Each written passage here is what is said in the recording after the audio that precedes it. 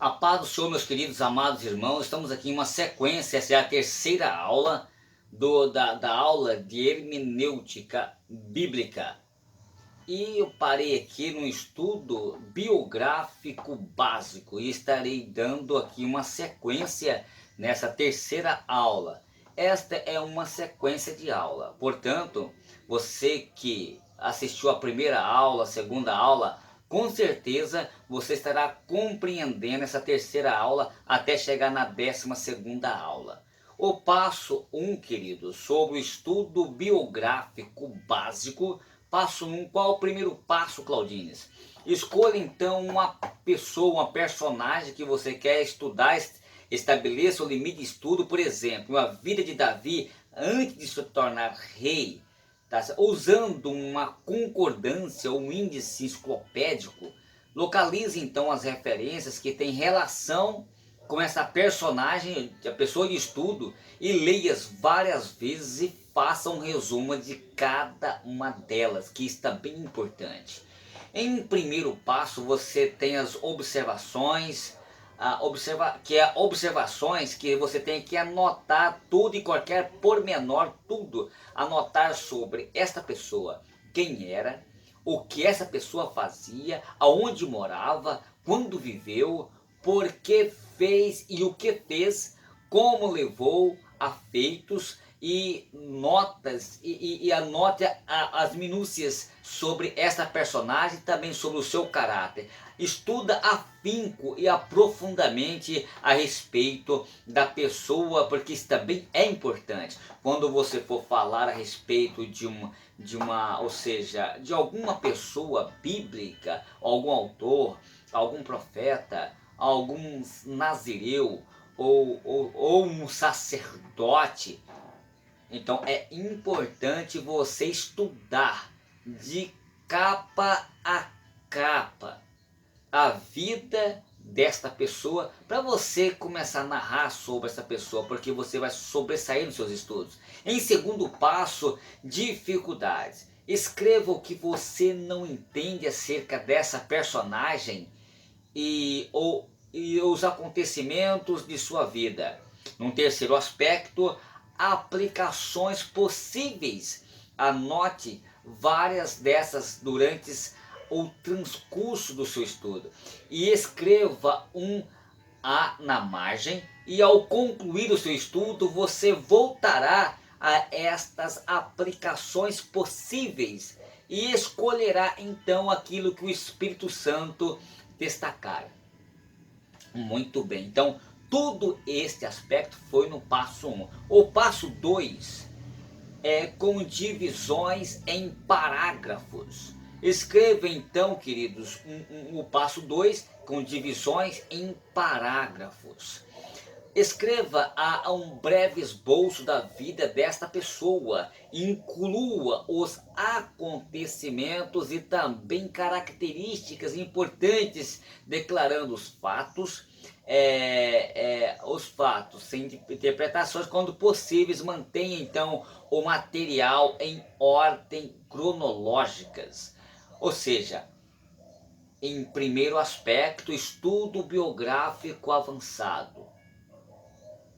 Então o que vai acontecer aqui? Quando eu vejo aqui essa característica, o segundo passo pode ser acrescentados quando você encontrar ou ajudarão exatamente no seu estudo biográfico. São facultativos e só devem ser incluídos progressivamente à medida que você ganhe confiança e também prática.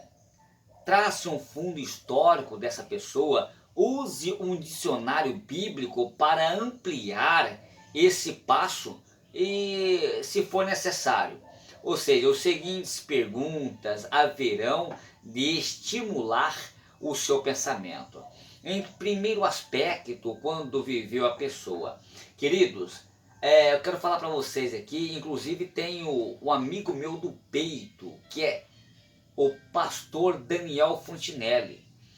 Eu não sei onde que está aqui o livro dele aqui, mas eu prometo que na próxima aula eu quero apresentar o dicionário bíblico do pastor Daniel Fontinelli, tá bom? Eu prometo para vocês que eu vou fazer questão de mostrar o dicionário bíblico do pastor Daniel Fontinelli. Aliás, eu vou ver se eu consigo enviar aqui agora, beleza? Muito bem. Quando a gente observa aqui, queridos, quando eu vejo as condições políticas, às vezes sociais e religiosas, econômicas da época, você precisa fazer um levantamento a respeito desse assunto, porque quando você procura um dicionário, você está correndo atrás de palavras novas. Algumas pessoas dizem que dicionário é livro de burro, muito pelo contrário, o dicionário é livro dos inteligentes, né? Vai essa dica aí, tá bom, pessoal? Onde a pessoa nasceu, quem foram seus pais, houve alguma coisa de incomum em torno do seu nascimento e também da sua infância? Em terceiro aspecto, qual a sua vocação? Era mestre? Era agricultor? Tinha alguma outra ocupação? Isto influenciou o seu ministério posterior ou como?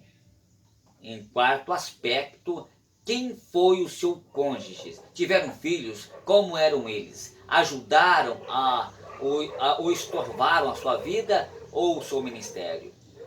Interessante isso aqui. Então, no quinto aspecto, faça um gráfico das viagens dessa pessoa, onde ela foi, por quê e o que fez. Em sexto aspecto, como a pessoa morreu, houve alguma coisa extraordinária em sua vida? Ou seja, interessante isso aqui, queridos irmãos. Então, quando eu vejo aqui uma outra característica, aqui, o método de estudo educativo.